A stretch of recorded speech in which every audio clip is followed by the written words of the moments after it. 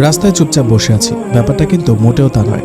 আসলে আমি উঠে দাঁড়াতে পারছি না, হয়তো পায়ের কোনো একটা জায়গায় প্রচণ্ড আঘাতে এমনটা হয়েছে, কিন্তু আঘাতটা ঠিক কোথায় সেটাও বুঝে উঠতে পারছি না।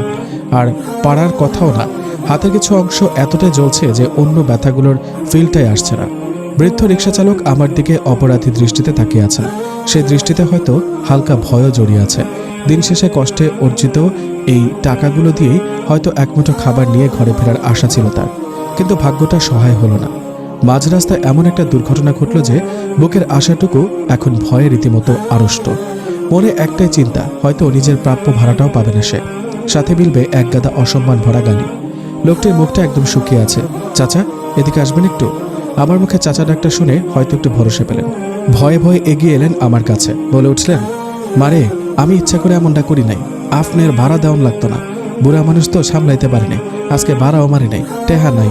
আপনার ঔষধের টেহা দিবার পাইতাম না, মাফ করে দেন। আমি ওনাকে থামিয়ে দিয়ে ব্যাগ থেকে টাকা বের করে ওনার দিকে এগিয়ে দিলাম। উনি বেশ অবাক হলেন বলেই মনে হলো, তবে মুখ থেকে অবাকের পরিমাণটা বুঝতে পারছে না। গরিবদের অবাক হওয়ার ক্ষমতাও হয়তো দারিদ্রতার সাথে বুঝতে বুঝতে একসময় হালকা হয়ে যায়। যে লাগতো না টাহা, আমার জন্য আপনি দুঃখে পাইলেন। চাচা, কি আপনি আপনি করছেন? আমি আপনার মেয়ের চেয়ে ছোট হব। আপনি না করে টাকাটা নিয়ে আমাকে টেনে তুলুন। দাঁড়াতে পারছি না, ঠোঁট উল্টিয়ে একটু হেসে বললাম। লোকটার চোখে মুখে চরম বিস্ময় আর কৃতজ্ঞতা স্পষ্ট দেখতে পাচ্ছিলাম। টাকার জন্য না, ওনাকে দেওয়ার সম্মানটার জন্য। কারো চোখে বিস্ময় ফুটিয়ে তুলতে পারাতেও অন্যরকম মজা আছে। উনি আমাকে ধরতে যাবেন ঠিক তখনই শুভ্র শক্ত হাতে আমার ডান হাতটা চেপে ধরলেন। মনে তো হচ্ছিল কেউ আমার জানটাই বুঝে নিয়ে নিল। ছিলে যাওয়া জায়গাটায় খুব শক্ত করে চেপে ধরেছেন উনি। আমি ব্যথায় কুকিয়ে উঠলাম, কিন্তু ওনার লাল হয়ে যাওয়া রাগী চোখে হয়তো আমার কষ্টটা ধরাই পড়ল না। আমার কথা না শুনলে এমনটাই হবে, কি দরকার ছিল ওভাবে বেরিয়ে আসার? ওনার কথায় মাথা রক্ত উঠে গেল। ফাজলামো নাকি? হাতটা ছাড়িয়ে ওনার কলার চেপে ধরে নিজের রাগের ঝাঁঝটা ওনার উপরে ঢেলে দিলাম। Don't touch me, can you hear me?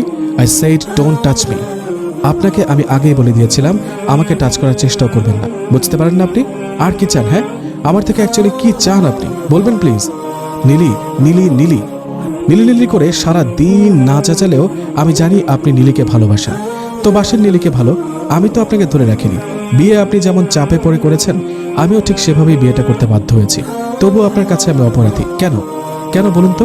আরে অপরাধী তো আপনারা সবাই। চিৎকার করে বারবার যে পিচ্ছি পিচ্ছি করেন, একবারও মনে হয় না যে পিচ্ছিটার মনেও কিছু স্বপ্ন থাকতে পারে, কাউকে ভালোবাসার ইচ্ছা থাকতে পারে? কিন্তু আপনারা তো আমার থেকে ভালোবাসার অধিকারটাও কেড়ে নিয়েছেন। একটা মিথ্যা সম্পর্কে বেঁধে রেখে আপনাদের ইচ্ছার পুতুলে পরিণত করেছেন। কথা বলতে বলতে কখন যে কাঁদতে শুরু করেছে খেয়ালই করিনি। এখন তো রীতিমতো হেঁচকে উঠে গেছে, বারবার কথাগুলো জড়িয়ে যাচ্ছে। তবুও বলে উঠলাম, চুপ করে থাকেন কেন? কথা শেষ। আপনার কাছে যাওয়ার অধিকার আমার আছে? নেই। আপনার সম্পর্কে কিছু বলার অধিকার আমার আছে? নেই। আপনাকে স্বামী হিসেবে পরিচয় দেওয়ার অধিকার আমার আছে? নেই। আবার রাস্তায় দাঁড়িয়ে কোনো ছেলের সাথে কথা বলার অধিকারও আমার নেই, কারণ আমি অন্যের বউ। কিন্তু সেই বউয়ের অধিকারটাও আমার নেই। বাহ, অসাধারণ! আরও একটা মজার ব্যাপার কি জানেন? আমার ভাগে নেই উত্তরটা বারবার আসলেও আপনি কিন্তু ঠিকই আমার উপর সব অধিকার খাটিয়ে চলছেন। এটা কেমন একতরফা অধিকার বোধ? চুপ করে থাকবেন না বলুন, চিৎকার করে বলছিলাম। উনি চুপচাপ শুনে যাচ্ছেন, কোনো কথা বলছেন না। আমি কাঁদতে কাঁদতে ওনার বুকে মাথা রাখলাম। শরীরটা বড্ড ক্লান্ত লাগছে। ওনার বুকে মাথা রেখে বললাম, কি হলো, উত্তর দিন। কিছু না বলে আমাকে কোলে তুলে হাঁটতে লাগলেন। যাওয়ার সময় রিক্সাওয়ালার হাতে কিছু টাকা গুঁজে দিয়ে বলে উঠলেন, সরি চাচা, বউ রাগ করেছে তো, রাগ ভাঙাতে গিয়ে আপনার ক্ষতি হয়ে গেল। সামনের চাকাটা ঠিক করে নিয়েন। আমি অবাক দৃষ্টিতে ওনার দিকে তাকিয়ে আছি। মানুষটাকে আমি কখনোই বুঝে উঠতে পারি না উনি ঠিক কি চান, তা হয়তো তিনি নিজেও জানেন না। বিছানায় হাত পা ছড়িয়ে শুয়ে আছি। একটু আগে ডাক্তার আঙ্কেল এসে মেডিসিন দিয়ে গেছেন, এখন অনেকটাই সুস্থ। শুয়ে শুয়ে ওনার কথাই ভাবছিলাম। এতগুলো কথা শোনালাম আজ, তবুও কোনো উত্তর দিলেন না, এমনকি রাগও করলেন না। আজীব তো, ওনার মাঝে মাঝে পাল্টে যাওয়াটা আমাকে খুব ভাবায়। আমার ভাবনার জগৎকে উল্টে পাল্টে দিয়ে কোথা থেকে উনি এসে হাজির হলেন, আর এসে এক ঝটকায় টেনে বসিয়ে দিলেন আমাকে। আমি কিছুই বুঝে উঠতে পারছি না, শুধু হাবলার মতো তাকিয়ে আছে ওনার দিকে। আবার কি চলছে ওনার মাথায়? উনি আমাকে বসিয়ে আমার কোলে খুব যত্ন সহকারে একটা বালিশ রাখলেন, তার উপর বই রেখে বললেন, পড়ো। আমি তো পুরাই এমনি আমি অসুস্থ, আর উনি কিনা বলছেন পড়ো। এটা কোন ধরনের টর্চার? কি হলো, পড়া শুরু করো। কিছু জায়গা আমি মার্ক করে দিয়েছি, ওগুলো কমপ্লিট করে দিন ঘুমাবে। স্টার্ট। আমি ওনার দিকে করুণ চোখে তাকিয়ে আছি, কিন্তু তাতে তার কোনো ভাবান্তর হলো বলে মনে হচ্ছে না। আরেকটা ধমক দিয়ে সোফায় ল্যাপটপ নিয়ে বসে পড়লেন। বুইরা জামাই হলে এই এক সমস্যা, আর কিছু খুঁজে না পেলে বই খাতা নিয়ে টর্চার করতে চলে আসে। ছোকরা টাইপ কাউকে বিয়ে করলে নিশ্চয়ই রোমান্টিক টর্চার করতো, ওটাই ভালো হতো। এই সুযোগে অ্যাটলিস্ট রোমান্সটা তো হতো। কিন্তু এখানে তো কি হলো? তোমার পড়া আমার কান পর্যন্ত পৌঁছাচ্ছে না কেন? ধমক দিয়ে বলল, শালা খাটাস, পড়লে তো পৌঁছাবে, না পড়লে কেমনে পৌঁছাবে? বিড়বিড় করে বলছিল। কিছু বললে? ভ্রু কোচকে বলল, না পড়ছি। শুকনো হাসি দিয়ে বললাম, ও আচ্ছা পড়ো। উনি আবার ল্যাপটপের মধ্যে ডুবে গেলেন আর আমি বিরক্তিকর বই খাতায় পড়তে পড়তে কখন যে চোখ লেগে গিয়েছিল বুঝতেই পারিনি। হঠাৎ কারো ধাক্কায় চোখ মেলে তাকালাম। শুভ্র দাঁড়িয়ে আছে, তার ঠোঁট ক্রমাগত নড়ছে। বুঝতে পারছি উনি কিছু একটা বলেছেন, কিন্তু হঠাৎ ঘুম ভাঙায় মাথা যেন হ্যাং মেরেছে, যার কারণে আমার কান পর্যন্ত কিচ্ছু পৌঁছাচ্ছে না। চোখটা আবার বন্ধ করে মাথায় হালকা একটা চাটি দিয়ে চোখ খুলতেই দেখলাম শুভ্র আমার দিকে একটা কাপ এগিয়ে দিয়ে দাঁড়িয়ে আছেন। কাপ থেকে ধোঁয়া উঠছে ক্রমাগত। এই যে মিসেস, কফিটা খাও, ঘুম কেটে যাবে, অ্যান্ড আবার স্টার্ট করো। আজ ঘুমিয়ে পড়ি, কাল থেকে পড়বো, মুখ কালো করে বললাম। জি না, আজ কমপ্লিট করে ঘুমাবা, নয়তো ঘুম নাই। মুখ গোমরা করে কফির কাপে চুমুক দিলাম। বাহ, বেশ টেস্টি তো। ঘড়ির দিকে তাকিয়ে দেখি 12:30 বাজে। এত রাতে কফি কে বানালো? আরিফ চাচা তো ঘুমিয়ে পড়ার কথা। আচ্ছা, এত রাতে কফি কে বানালো? সবাই তো ঘুমিয়ে পড়েছে। কে বানিয়েছে সেটা ইম্পর্টেন্ট নাকি খাওয়াটা ইম্পর্টেন্ট? দুটো ইম্পর্টেন্ট। বলুন না প্লিজ, কে বানালো কফি? আমি। হোয়াট? চিৎকার করে বললাম। কেন, কি হয়েছে? চেঁচালে কেন? আপনি এত ভালো কফি বানান? অবিশ্বাসের দৃষ্টিতে জিজ্ঞেস করলাম। কিভাবে? লিলিকে বানিয়ে খাওয়াতে খাওয়াতে শিখে গেছি। ও কফি খুব বেশি পছন্দ করত। আমাকে তো রীতিমতো শর্ত দিয়েছিল, যদি ওর জন্য স্পেশাল কফি বানানো শিখতে পারি তবেই ও আমার প্রপোজাল অ্যাকসেপ্ট করবে, নয়তো টাটা বাই বাই। এজন্য পুরো 1 মাস রান্নাঘরে মাকে কতই না বিরক্ত করেছি, আর আম্মুর চামিচের দাগ পিঠে নিয়ে নিজেকে কতবার যে ধন্য করেছি তার ইয়ত্তা নেই। বলেই উনি ঘর কাঁপিয়ে হুহু করে হেসে উঠলেন। আমিও হেসে দিলাম। উনি হাসলে খুব প্রাণবন্ত লাগে, কি সুন্দর একটা হাসি। হঠাৎই উনি হাসি থামিয়ে দিয়ে আমাকে পড়তে বলেই বারান্দায় চলে গেলেন। হয়তো বুকের কষ্টটা আবারও চারা দিয়ে উঠেছে। আর কিছু না ভেবে একটা দীর্ঘশ্বাস ফেলে পড়তে শুরু করলাম। কোচিংয়ের সামনে দাঁড়িয়ে আছি, মাত্রই ছুটি হলো। কালকের অ্যাক্সিডেন্টের পর মামুর কঠিন নির্দেশ, শুভ্রর সাথে আসা যাওয়ার ব্যাপারটা সম্পন্ন করতে হবে। আর আমি তো বরাবরই বাধ্যমে, তাই ঘাড় দুলিয়ে মেনেও নিয়েছি। ডানের রাস্তার দিকে আমার নজর, ওই দিক থেকেই শুভ্র আসবে। চোখ দুটো অপেক্ষার প্রহর গুনছে। এই অপেক্ষা জিনিসটা কিন্তু খুবই বাজে। হঠাৎই কারো ডাকে পাশ ফিরে তাকালাম। হেই রোদ। জি, আপনি? আজও রিক্সার জন্য ওয়েট করছো? না ভাইয়া, আজ আপনার বন্ধুর জন্য অপেক্ষা করছি। আচ্ছা, কাল শুভ্র ওভাবে রেগে গিয়েছিল কেন? মনে হলো রাগের কারণটা আমি একটা হালকা হাসি দিলাম, কিছুই বললাম না। কিছু বলারও নেই।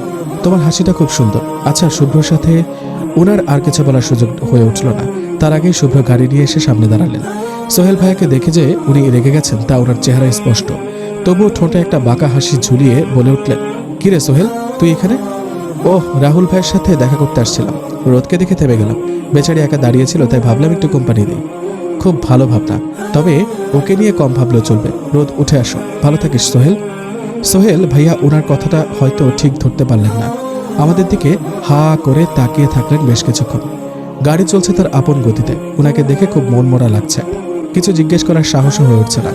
গাড়িতে ওঠার পর থেকে এই পর্যন্ত শুধু এটাই বলেছেন, সোহেল থেকে দূরে থেকো। I think he likes you, but you are not for him. ব্যাস, তারপর থেকে চুপ। গাড়িটা একটা পার্কের সামনে এসে থামলো। আমাকে নামতে বলেই উনি হাঁটা দিলেন। শত শত প্রেমিক যুগলদের প্রেম লীলাকে না দেখা করেই পার্কের এক কোণায় এসে দাঁড়ালাম। ভাবছিলাম এখানে আসার কারণ কি হতে পারে। তখনই একটা মেয়ে বিদ্যুৎ বেগে ছুটে এসে ওনাকে জড়িয়ে ধরলেন। মেয়েটা কাঁদছে। দেখে মনে হচ্ছে জামাই মরে গেছে। যত সব বাজেটা। আমি তো রীতিমতো বরফ হয়ে দাঁড়িয়ে আছি। এসব কি? আমার জামাই আরেকজনের সাথে প্রেম করার জন্য আমাকে সাথে এনেছে? কি অদ্ভুত ব্যাপার। ওনাদের দুজনকে এই অবস্থায় দেখে ভেতরটা বড্ড জ্বলছে। তার সাথে পাল্লা দিয়ে জ্বলছে আমার দুটো চোখ। চোখের পলক পড়তেই ঝরে পড়বে একরাশ অবহেলা মাখানো বৃষ্টি। নীলিমা আপুকে উনি ভালোবাসেন, কথাটা শুনলে এখন আর খারাপ লাগে না। ওটা আমার জানা কথা। আর প্রথম ভালোবাসাকে মানুষ এত ইজিলি ভুলতে পারলে ভালোবাসা নামক জিনিসটা এত কষ্টের হতো না। না, হতো এত আবেগময়। সত্যি বলতে আমি নিজেও কখনোই চাই না উনি নীলিমা আপুকে ভুলে যাক। নীলিমা আপু থাকুক তার মনে, অনুভূতি আর স্মৃতির পাতায়, কিন্তু তার পাশে আমারও যে ঠাঁই চাই, একটুকু ঠাঁই। উনি আমাদের দিকে টলমলে চোখে তাকিয়ে আছে। শুভ্র আমার চোখের দিকে এক পলক তাকিয়েই মেয়েটাকে ছটপট নিজের থেকে ছাড়িয়ে একটু ডিস্টেন্সে দাঁড় করিয়ে দিলেন। হয়তো আমার চোখের আকুতি উনি বুঝতে পেরেছিলেন। মেয়েটা এখনো কেঁদে চলেছে, বিরতিহীনভাবে কান্না যাকে বলে। আমি ভ্রুকুচকে তীক্ষ্ণ দৃষ্টিতে মেয়েটিকে পর্যবেক্ষণ করছি। কেমন ফাজিল মেয়ে, অন্যের বরের গায়ে এমনভাবে ঢলে পড়েছে যেন বরটা আমার না, ওর নিজেরই। ইচ্ছে করছে মেয়েটার প্রতিটি চুল টেনে টেনে ছিঁড়ি। অসভ্য। এই মেয়ে, এভাবে কাঁদিস না প্লিজ, দেখ সব ঠিক হয়ে যাবে। এভাবে ভেঙে পড়লে চলবে বল? মেয়েটার কাঁধে হাত রেখে বলল। আরে মেয়েটা ভেঙে পড়ুক, ইচ্ছা হলে ভেঙে টুকরো টুকরো হয়ে যাক, তাতে তোর কিরে? আবার কাঁধে হাত রাখা হচ্ছে? ইচ্ছা করছে খাটাসটার হাত এই মাইয়ার কাঁধের সাথে স্ট্যাপলার দিয়ে লাগিয়ে দিই। মাথাটা প্রচুর ব্যথা করছে। অতিরিক্ত রেগে গেলে আমার মাথার যন্ত্রণাটা তাদের অস্তিত্বের জানান দেয়। এখনই তাই হচ্ছে। কি ঠিক হয়ে যাবে শুভি? কিভাবে ঠিক হবে? Is it possible? No Shubhi, not possible. কি শুভি?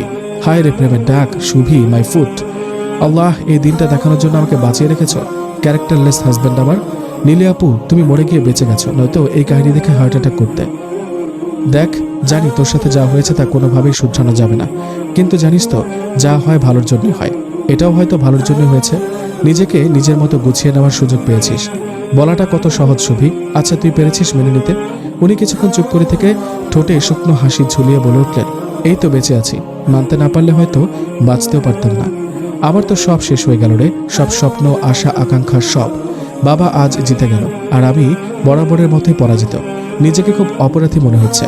বাবা মাকে দেওয়া কষ্ট আর অপমানকে পুঁজি করে সুখের ঠিকানায় ছুটেছিলাম, কিন্তু দেখ, শাস্তিটাও পেয়ে গেলাম।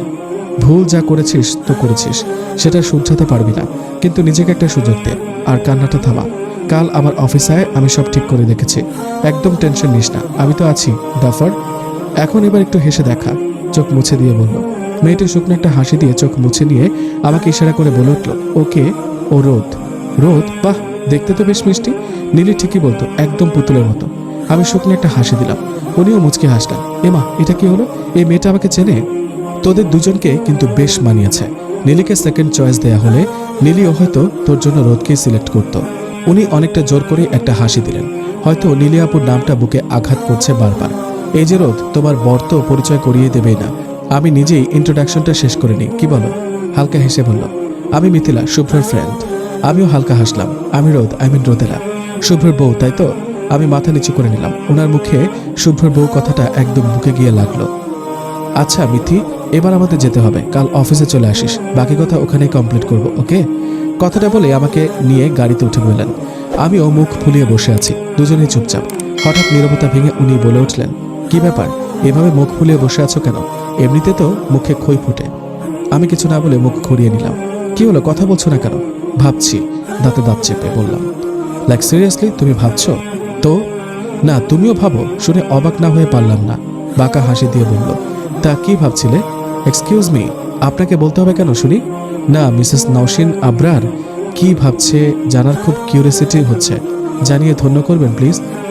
ভাবছি আমি কার পাকা ধারে মই দিয়েছিলাম যে আল্লাহ আমার জন্য এমন ক্যারেক্টারলেস হাজবেন্ড চুজ করলো। ভাবনার বিষয়, তাই না? হোয়াট, আমি ক্যারেক্টারলেস? তো এতে কি কোনো সন্দেহ আছে? আমার তো নাই। আপনার বয়স কত? মাত্র 25। এই 25 বছরে অলরেডি 2 বিয়ে করে ফেলেছেন, আর একজনের সাথে পার্কের কোণে দাঁড়িয়ে মাখামাখি করছেন। এরপর আর কোনো প্রমাণের প্রয়োজন আছে কি? উনি আমার দিকে রাগের দৃষ্টিতে তাকিয়ে আছেন, যেন এক্ষুনি গিলে খেয়ে ফেলবেন। আমিও ডোন্ট কেয়ার ভাব নিয়ে বসে রইলাম। আমি মাখামাখি করেছিলাম? এমন বাচ্চা মেয়ের মুখে এসব ফালতু ওয়ার্ড আসে কোত্থেকে? গাড়ি থামিয়ে দিয়ে বলল, বাচ্চা মেয়ের বুড়া হাজবেন্ড যখন এসব অসামাজিক কর্মকাণ্ড করে বেড়ায়, তখন এসব ওয়ার্ড অটোমেটিক্যালি চলে আসে, বুঝলেন? আমি অসামাজিক কর্মকাণ্ড করছিলাম? তা নয়তো কি, এমনভাবে মেয়েটার সাথে চিপকেছিলেন যে দেখে তো মনে হচ্ছিল হানিমুন করতে গেছেন। What, like seriously? এসব বাজে চিন্তা শুধু তোমার মাথায় আসতে পারে। রেডিকিউলাস রোদ। মিথি জাস্ট আমার friend. Just friend? Just friend হলেই গলায় ঝুলে পড়তে হবে নাকি? আজীব। তাহলে আমিও কাল কোচিংয়ে গিয়ে আসিফের গলায় ঝুলে পড়বো। আসিফও তো আমার জাস্ট ফ্রেন্ড। হোয়াট, ঠাটিয়ে দিব একটা। আমার সাথে তোমার তুলনা?